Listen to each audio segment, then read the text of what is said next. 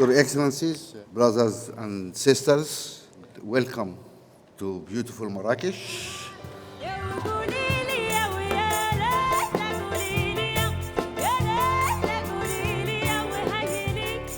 Notre continent doit les transformer en opportunités de développement et de croissance. Notre continent est appelé à une plus grande mobilisation de ses ressources domestiques. We cannot deliver on our continent's priorities without locking down Africa's ability to finance its own future on its own terms. Without peace and security, we cannot really move forward. The best medicine is peace. Without peace, nothing else will make a difference. Peace is the prerequisite for development. Peace is the prerequisite for the Africa we all want. Where are the voices of African leaders? Where are the voice of the African Union? Your silence is deafening. L'Afrique n'est ni un spectateur, ni un figurant, ni un pion sur l'échiquier mondial. Chaque fois que l'Afrique est unie, l'Afrique gagne. In a world where clarity is often lost, what does true governance look like today? Governance must serve the people, not power. Africa is not immune to these pressures, but it is also not defined by them.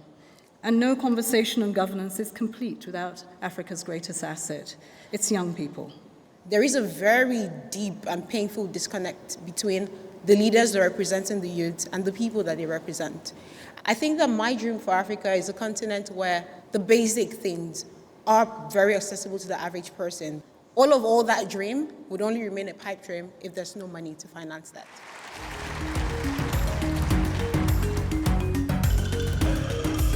I think the Mo Ibrahim Governance Weekend is one of the most critical convenings in the calendar, partly because it builds community, and community building is what creates the trust that we need to drive action on the ground.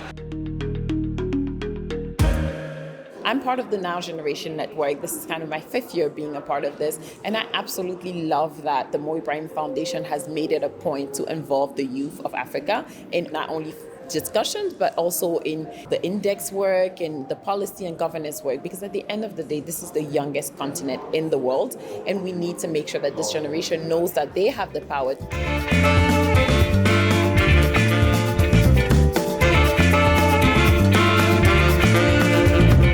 It is important we train ourselves in Africa that we always use data. The world as we know it has changed for aid, trade, and development. These shifts present Africa with obvious challenges, but they also contain opportunities for the continent to move forward. We talk a lot as Africans, but we don't implement, so we're going to have some real conversations. You guys ready for that? What we need to do is to be more focused on people-centered government or governance.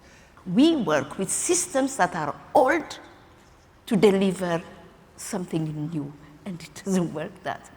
We need cheap money, concessional money, but not overpriced recipes. But the issue is coordination. Why are we not all speaking in one voice and making sure that we deploy all these resources? That is the weakness of Pan-Africanism, the lack of solidarity.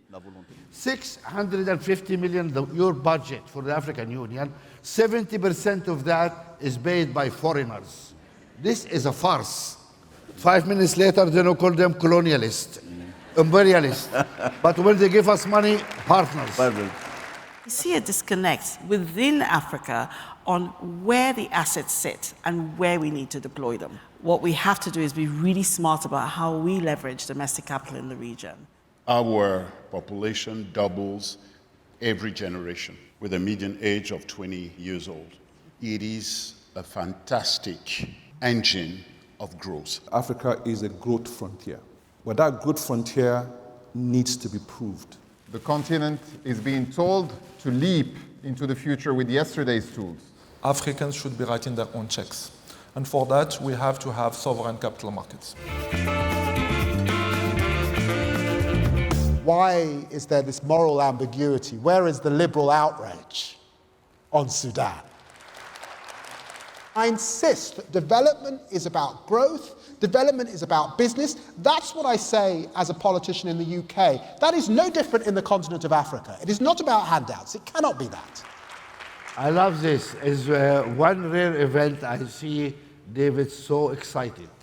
And it's a beautiful sight. I'm really sick of tired. Every time I talk to everybody, you say in 2063 we'll do that. I'm going to be dead by 2063. Can we do something now, actually?